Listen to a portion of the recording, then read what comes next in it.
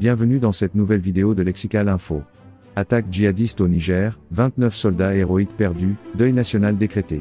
N'oubliez pas de vous abonner juste en bas de cette vidéo.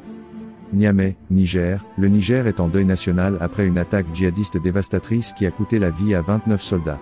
Cette attaque choquante a eu lieu près de la frontière avec le Mali, à Tabatol, où plus d'une centaine de terroristes ont lancé une attaque combinant des engins explosifs improvisés et des véhicules kamikazes.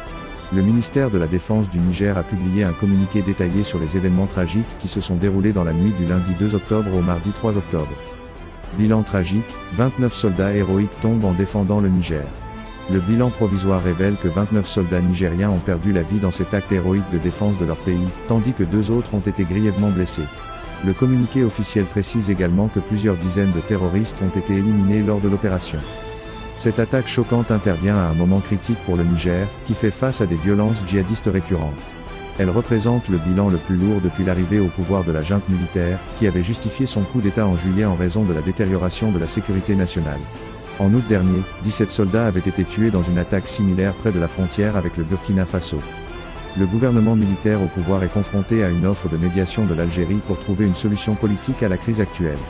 Cependant, le gouvernement nigérien insiste sur le fait qu'il maintiendra le contrôle du calendrier politique, affirmant que la durée de la transition vers un régime civil sera déterminée par un forum national inclusif au Niger, et non par un médiateur extérieur.